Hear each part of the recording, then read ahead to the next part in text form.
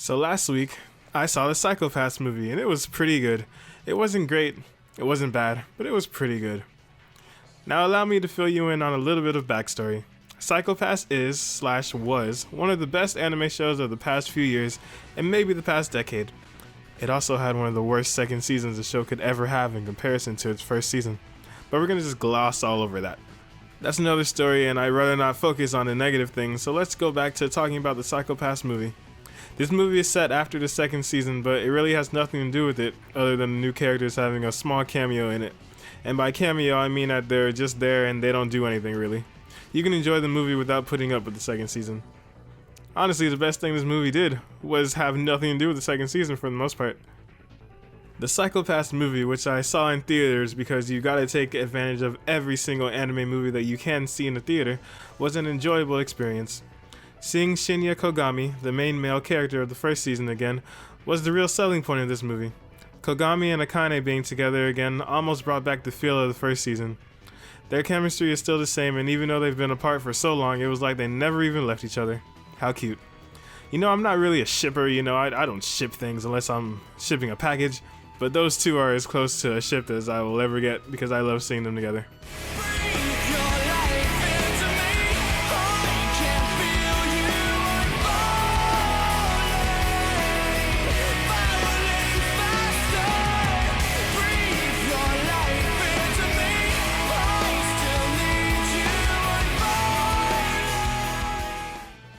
The story of this movie is that some terrorists from the Shun, the Southeast Asia Union, targeted Japan because the Sybil system was being used in the Shun to try to see if Sybil could be used remotely, so to speak.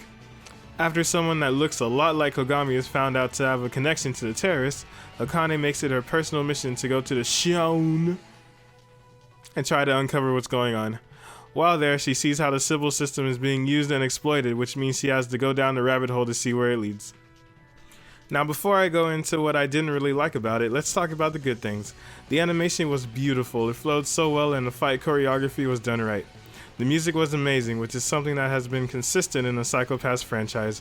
The composer for this movie was the same composer for both seasons, so all the music is great. The movie feels like fan service, and the squealing girls in my theater cemented my hypothesis. The story, while somewhat slow, was enjoyable, and if it had more time to build up the side characters and the new ones in the movie, I think it could have made a pretty good second season. Also, no, I will never stop taking shots at the second season. Second season shots will never stop. I mean, like, who made this character? Who thought this character would be, like, good? Who did this? I need a name.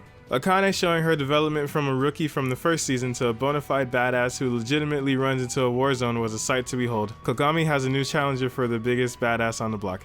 Akane and Kogami's dynamic brought back memories and again is the main selling point of this movie. The subtle nuances in the movie were done very well, showing how the Sybil system protects the Shun without really shoving every single thing in your face was the right way to go with it. The way people can take advantage of the system is sickening and gives us another reason to root for Akane, who seems to be literally the only one who can single-handedly take on the Sybil system. The new team of villains were super cool, and I wish we could have seen more from them. The movie also pays homage to films like Blade Runner and Ghost in the Shell. Now, while the animation for the fight scenes was amazing, sometimes random parts of the movie were in CGI. It didn't really fit right with the rest of the animation and was kind of jarring sometimes. The movie feels more like a tease than a full-fledged movie, for the most part. The themes brought up in this movie would have worked extremely well if they were developed more. The main theme being Kogami and his similarities with Shogo Makishima, the main villain from the first season. That alone could be a plot or a subplot of a nice 12-episode Psychopath series, and I'd totally be on board with it. Lack of tension was the big problem in this movie. Unlike the first season where we really didn't know who would die, for the most part this movie was predictable in terms of who can and who can't die. Although the war going on in the Shun proved to be a better setting than I originally thought it would, I never felt like the main characters were in any danger, and that kind of brought the tension down a bit. The movie had some pretty good build-up, but sort of fell flat at the end. Psychopaths Season 1 worked so well because of the tension the show built and the writing the show had. The Sybil system truly felt terrifying and broken in the first season, and this movie does a good job trying to recreate that feeling. This movie doesn't have bad writing at all. It's actually surprisingly good, but the finale didn't really hit home as much as I thought it should have. The movie is extremely enjoyable, especially if you are a fan of the show itself, full of all the action, exploding bodies, and shirtless Kogami you can handle. I think the reason why I was sort of disappointed is because I was kind of expecting something closer to the first season. If you're expecting to feel the same satisfaction that you felt from the first season, then you might be disappointed. But if you're trying to wash the taste of the second season out of your mouth, then look no further. All in all, this movie is very good. I would highly recommend you go watch it if you're a fan of Psycho-Pass, and even if you're not, just watch it somehow. Either buy it on the internet or try to see if your theater has it, even though I know that it doesn't, because it was only here for like 2 days, so Also, I'm not gay, but Kogami is very cool, and his shirtless scenes are not that bad.